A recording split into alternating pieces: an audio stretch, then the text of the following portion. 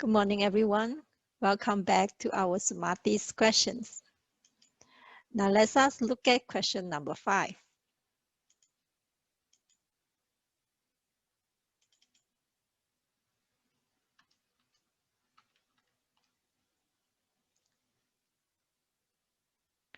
How can one attain a command of supernormal knowledge or powers and thus journey to countless Buddha's lands to pay homage to myriad Buddhas? The question is a continuation of previous question 4.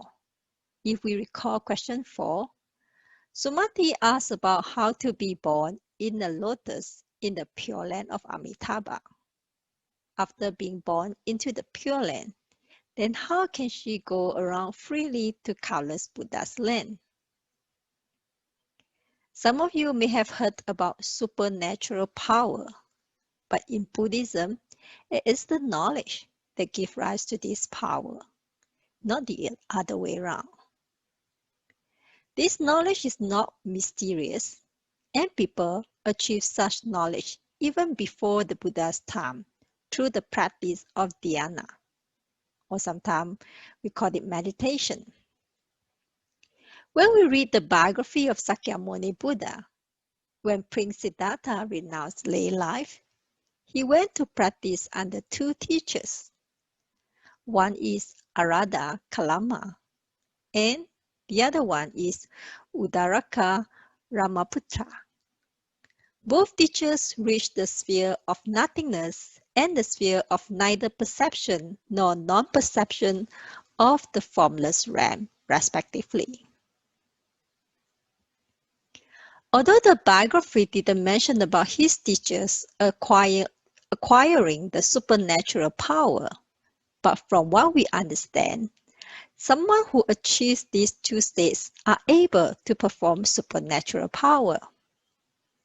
However, Siddhartha, after mastering both dhyana states, he was not satisfied by the practices because they did not lead him to awakening. Supernatural power is not a means to an end. There are 6 kinds of supernormal knowledge or power. The first one is magical powers. Second, we have the divine ear. Third is penetration of the minds of others. Fourth is remembrance of former existence. Fifth is divine eye. And the last one is extinctions of all cankers. Let's go through one by one. What does magical power mean? These magical powers cover quite a lot of things, such as you can travel by mind-made body, or travel with physical body to other realms, and the ability to fly. Then the power of transformation. You can transform to another person or animals or objects. You can also replicate your body. So you can have one body listening to my class and the other one out in the park having picnic. With magical power, one is able to pass through solid objects. That is, you can penetrate through the walls or trees. Then you can also dive in and out of the earth as if you are diving in and out of water. Hence, you can visit Venus at one moment, and then the next moment you're at Jupiter. You can also walk on water as if you're walking on ground. With the magical power, you can also touch the sun and moon. Now you can be the next Armstrong, touching the moon. Another very appealing power is become invisible. You don't need Harry Potter invisible cloak. These are some of the things that one can do with the magical powers. However, with modern technology, we can do almost all of this without acquiring magical power. You can take a plane to a country that you would like to visit. You can travel on the sea and submerge underwater. The second power is divine ear. With this power, you can hear from very far distance. You can also hear heaven beings talking in the heaven. Again, with modern technologies, with apps like YouTube, Zoom, you can also hear from far away. The third one is penetration of the minds of others. You are able to know what I'm thinking in my mind and a few other people at the same time. For number 4, 5, and 6, you realize that I have highlighted them in red. They are called the three knowledge. I'll talk about three knowledge later. Number 4 is remembrance of former existence. You will get to know your past life, not only one but many of your past lives. Maybe my previous life is a dog, maybe a cat, or maybe in my previous life I've been to South Africa. There's a possibility. That's why I'm here again. It's a continuation of my unfinished business. Next is divine eye. When you see a person, you can see whether in this life he or she did good deeds. And from this, you will know about his or future lives when she dies or he dies. You are also able to see things very far. You can see through solid or opaque objects. The last one is the extinction of all cankers. You have ceased all kinds of afflictions. Your mind is free from worries. You understand the truth, and therefore, when you interact with people, with objects, with the world, you no longer develop fear, worries, distorted views, or attachment. Now let's come back to the first 5, which basically are mundane and attainable through the perfections of concentrations or dhyana. In the Vienna State, you can achieve these powers regardless you are Buddhist or non-Buddhist. This ability may seem very tempting to many people, but they mainly serve to give pleasure and pride to the user. You can start showing off. Oh, I can do this. Oh, I can do that. This ability don't break the cycle of birth and death. Having supernatural powers does not change one's karma. During Buddha's time, King Virudaka was determined to exterminate the Saka clan, so he declared war. Although the Buddha attempted to stop King Virudaka, the bloodshed still couldn't be avoided. As mentioned earlier, meditation is only a tool. Once you get up from that meditative state, you still have to face with your desire, hatred, and ignorance. And these 3 poisons will lead to further rounds of rebirth. Meditation training should go beyond sitting. Mindfulness should be practiced during walking, abiding, sitting, and lying down. Human experiences of sickness, old age, and death were things that prompted Buddha to find ways to stop this. So he renounced lay life to find out the solution. His quest of getting out of this cycle of birth and death is through acquiring the sixth knowledge. The sixth and only supramundane knowledge is the most important.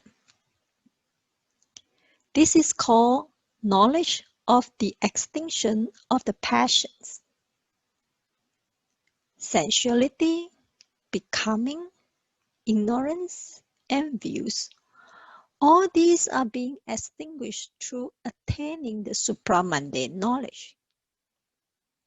With this, we can break free from the cycle of birth and death. So, what happened to the Buddha after he gained all this knowledge or power? What did the Buddha do when he was hungry? Did he conjure up a feast or have one catered by a deity? No. He walked around with his arm bowls begging for food. After he attained Buddhahood, he walked from villages to villages spreading the Dharma. He didn't fly through the air. He didn't magically erect monastery, but instead relied on lay people to build them and to sew robes for the Sangha. What else did the Buddha do before entering Parinirvana? Before entering Parinirvana, he received an offering of food that was contaminated. You would think that he would have used his supernatural powers to know the food was bad, but instead he ate it and became very sick. Even though the Buddha possessed supernatural powers, he did not use them in self-centered ways. Now let's pause and think. If you have this power, aren't you tempted to use them? Since you already foresee something wrong with the food. Buddha understands the working of the karma. You reap what you sow. This knowledge or power are used for breaking free from the cycle of birth and death, not for outrunning karma. Buddha will only use this knowledge when necessary, when it is helpful for other people. He didn't use them for himself to avoid sufferings. Despite being an enlightened being, he still has his present life karmas to resolve. Another important point is that supernatural power should not be used as a tool for spreading Buddhism. Dharma is the truth that when practiced can lead to liberation. Hence, if a person is convinced by supernatural power, but without understanding the Dharma, he or she still could not be liberated. Therefore, Buddhism never liked to propagate about supernatural power. The first 5 supernatural powers are mundane and not uniquely Buddhism. The sixth knowledge is our focus in our practice. In the past and present, there are many people who claim to have the first 5 powers and promise to cure you from sickness or to make you rich, etc. Why don't he or she make themselves rich or don't fall sick? The Buddha was liberated, but he can only guide us. He couldn't change our karma. It is like at the beginning of the class, one of our participants was hiding under a virtual mask to eat. When she feeds herself, will that drive away your hunger? We have to walk the walk if we wanted to be liberated. Coming back to the three knowledge, that is, remembrance of former existence, divine eye, and the extinctions of all cankers. They are very important in Buddhism. Why are they so? We can look at the Four Noble Truths for answer.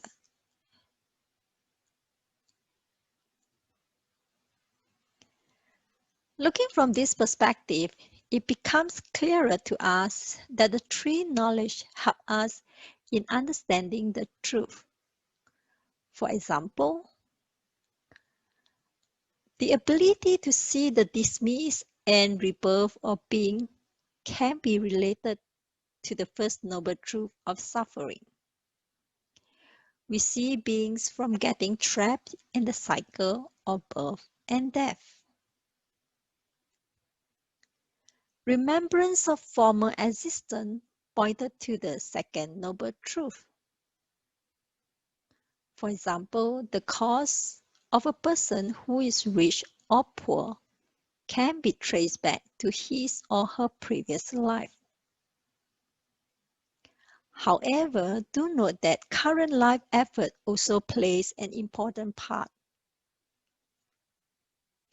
I have to emphasize, Buddhism talks about past, present, and future lives.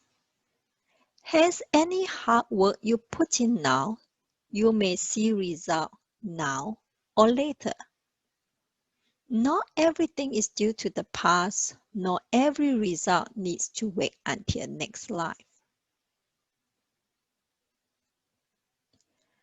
The third is extinction of all cankers, which is the third noble truth. That is, cessation of suffering. To arrive at this stage, you will need your fourth noble truth. It teaches you how to practice. The three knowledge help us gain insight into the Four Noble Truths.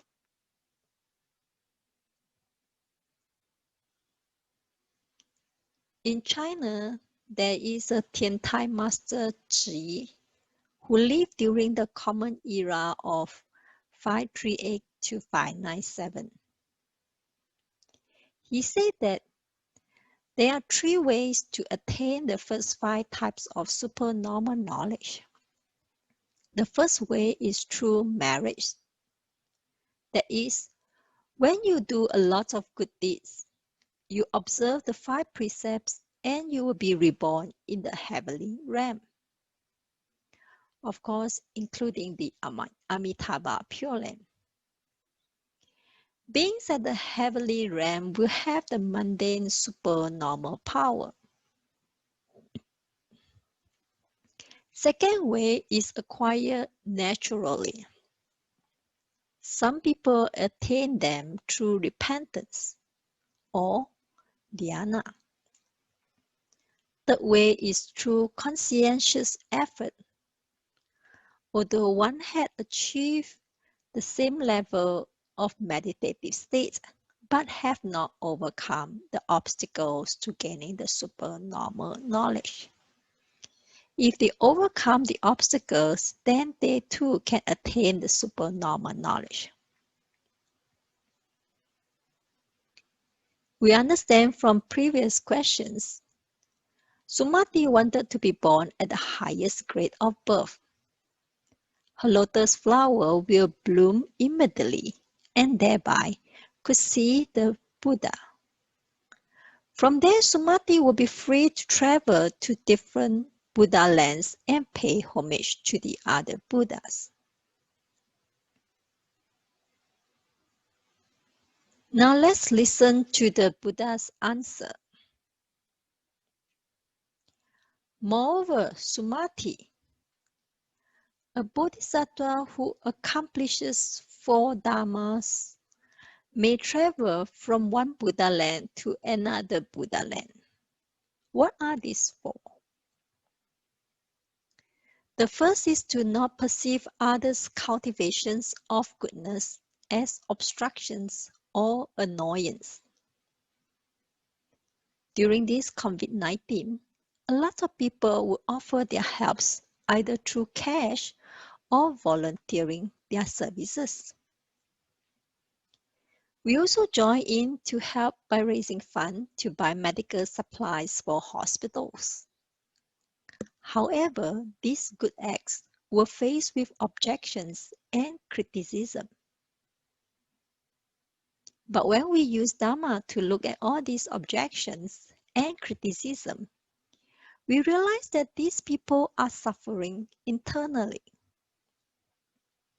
They wanted things to be done in their way. They do things for their personal fame and not for the greater good of the society. When we understand their suffering, then we let go and move on. Venerable Master Hsing said that we must give praises and encouragement when others are doing good deeds. When we react negatively towards a person who do good things, we never know how much harm we have done to that person. This person may be discouraged to do good deeds in future. Jealousy is another form of anger which will hinder one's pure mind. The second is to never hinder others when they are expounding the Dharma. In 1965, Venerable Master Hsing founded Shoshan Buddhist College in Kaohsiung, Taiwan. The following year, a new Buddhist college in Taipei was established by Light of Wisdom Dharma Hall. Venerable Master Hsing was overjoyed when he heard about this new Buddhist college. He saw this as a healthy sign of growth and development for Taiwanese Buddhism. During his early days in Yilan, Taiwan, Venerable Master Hsing always came across people who purposely create a lot of noise outside of the temple to deter him from expounding the Dharma. He then came up with a brilliant idea to overcome the noise. He switched off the main lights in the hall and stopped preaching. The audiences also maintained complete silence. The rowdy crowd from outside could only see the silhouettes of Master Hsing. They waited outside for him to talk so that they would make noise again. But there was only complete silence. Feeling bored, these people walked off. Then Master Hsing continued with his Dharma speech. He was full of wisdom and compassion when handling these issues. He didn't scold them, but used silence to overcome noise. With regards to being born in the Pure Land, those who attain birth on the middle level of the highest grade do not necessarily uphold and chant the Mahayana Sutra, but comprehend the teachings of the Buddha so well that when they hear the supreme truth, they are not dismayed. They have deep faith in the law of karmic causes and effects and do not slander the teachings of Mahayana Buddhism. It is therefore important not to hinder others expounding the Dharma.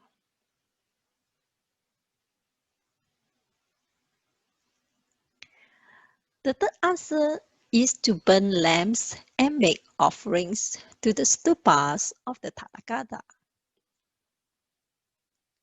Offering lamps or candles at Buddhist temples and stupa is a very common practice in Buddhism.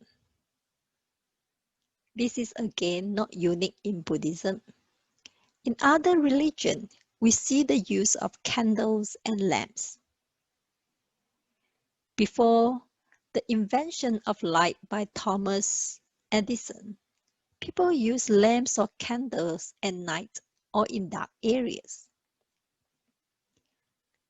Lamps also give out heat, which is good to keep everyone warm.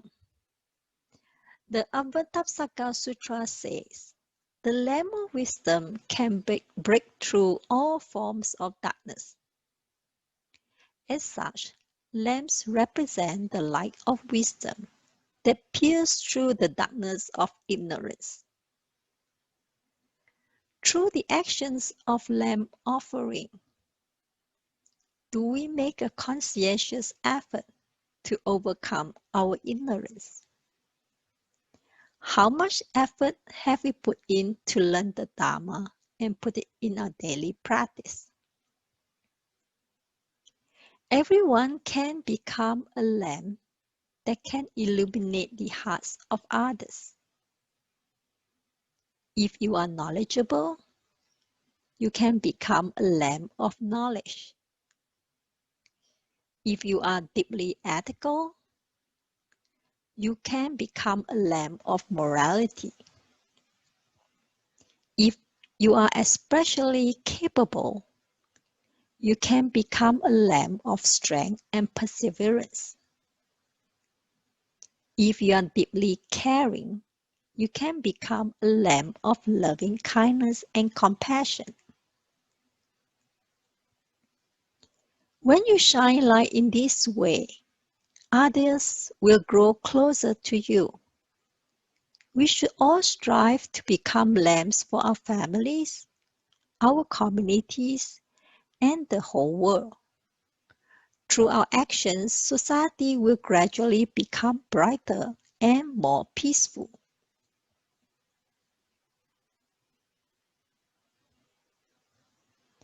If we apply Dharma in our daily life, then we can be a lamp for ourselves. When we do something good but face objections and criticisms, we don't feel disheartened. When the winds of slander blows, our lights are shared by mindfulness. We continue to shine and do what is good for others. This leads us to the last answer to question 5, which is to constantly strive to cultivate the dhyanas. Dhyanas is like an outdoor candle lantern. The light won't be blown off or flicker at outdoor. In the sutra on the Buddha's bequested teaching, it mentioned that an untrained mind is like a mad elephant without a back, or a monkey in a tree jumping about, which are both difficult to restrain. You should hasten to control it and not allow it to run loose. Those who allow their minds to wander freely lose the goodness that people do. By restraining your mind in one place, there is no affair which cannot be completed. I repeat the last sentence. By restraining your mind in one place, there is no affair which cannot be completed. When we practice mindfulness while eating, drinking, talking, walking, etc., we can achieve a lot of things in a day. Without being mindful, most of our time are wasted on daydreaming, worrying, etc. Before we practice mindfulness, we are not aware that we spend a great amount of time in our feelings and our thoughts. Feeling anxious, angry, jealous, sad. Despite these incidents happen many days, months, or even years ago. Once you get your mind focused, you don't have time for all these things because you know these are not true. not genuine. All these feelings are impermanent. They come when the conditions ripe, but when the conditions are gone, we hang on to these feelings. Why hang on? Why punish us by revisiting the incident in our mind? We keep on replaying the videos in our mind. When we watch videos, we get bored after watching maybe for 10 times, and we will stop watching. But for the videos in our mind, we never know how to press the stop button. We lost the remote control of our life. Practicing mindfulness is gaining control of ourselves. There are 8 levels of Vienna State. So you see here is the Vienna states for the form realm. Then there are another 4. When one reaches the formless realm, Vienna state, one can attain supernatural power. We shall now conclude. At that time, the Bhagavad spoke a verse. By seeing others cultivating and speaking the correct Dharma, and not giving rise to slander, blame, or obstruction. By making offerings of lambs to stupas of the Tathagata, and cultivating dhyanas, you may travel the Buddha lands.